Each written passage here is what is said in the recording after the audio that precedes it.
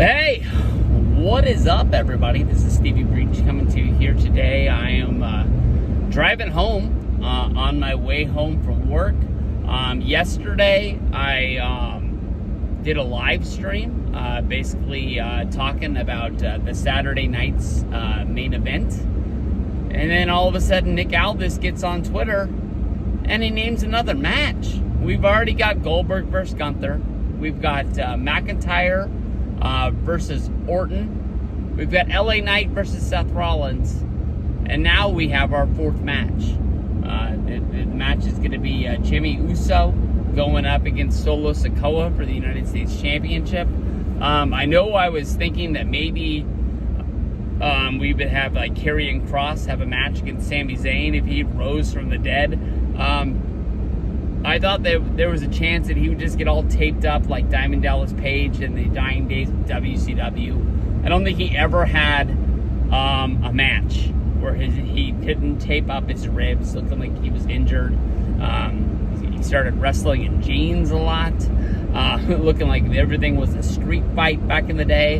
And I also thought that Dom, well, I didn't think it. I apologize. I got it from Brandon Hodge's video, and it's like, hey, that kind of makes sense. I also kind of thought that Dirty Dom might have a match against AJ Styles if he was not able to find a doctor's note and not be cleared to defend the Intercontinental Championship, a match that we're still hoping to get after Night of Champions when it was canceled.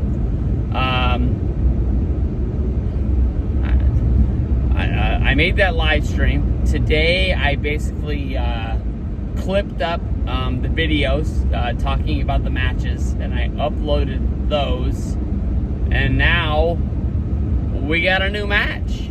So now Jimmy Uso, I honestly don't think this guy has done much since War Games last year, and I don't think it was an injury. I know that the old man, Vince McMahon, is not around, but I know that there was times when he would get Jeff Hardy hot on SmackDown, and even though Matt Hardy would be wrestling on Monday Night Raw, he would cool off Matt Hardy and not really use him all that much because he didn't want people to get confused by having different brothers on different shows.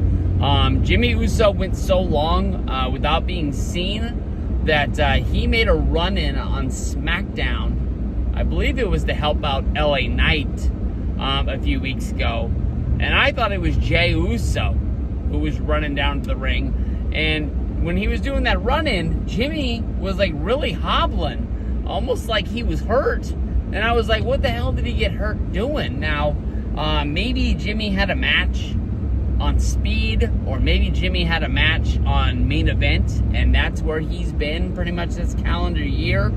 I thought this year was going to be the year of Jimmy Uso on SmackDown. I kind of fell into this thing of thinking like, hey, maybe they'll get Jimmy Uso like a United States Championship shot. I would have took a bet that he would have been featured on this year's WrestleMania show.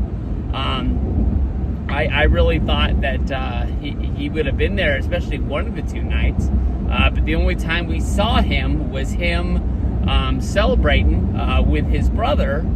And that sort of made you start thinking like, oh, are we going to get this Uso versus Uso feud, or are they really back together? You know, why are they keeping him separate, but all of a sudden he's here for the celebration? So Solo Sikoa, he just recently won the United States Championship shot.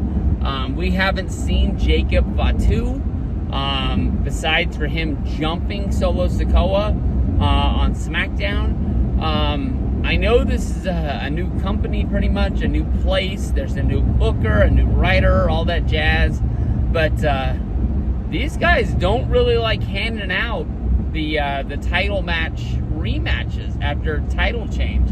It's almost like they would rather the champion defend the belt before giving the rematch. Which it kind of defeats the clause of the rematch, because let's say Jimmy Uso beats Solo for the United States Championship, then Jacob Fatu never gets a shot for the United States Championship. It it just melts away into the ether. It's just gone. I mean, it doesn't really make a lot of sense. But even like with Gunther, I mean, they made Gunther sit on the sideline until after Money in the Bank. And then, of course, with like the women's championship, the last change they did, I don't think Rhea ever got a shot at the title after she lost it to Io, unless you count the WrestleMania 3-way, but you can't think of the 3-way being her rematch. But maybe that is how they pretty much got her into it, because I think he threw his hands up, basically being like, we're never going to get this match off the ground if these three girls, you know, can't stop fighting each other. And Io's pretty much like, I'll fight anybody, I don't care. I'd rather have better competition here. So Jimmy really hasn't been doing anything. He's been pretty cold right now. I'd be really surprised if Jimmy Uso wins this belt. I think I would take any belt that's on the table that for Solo Sikoa to win this match.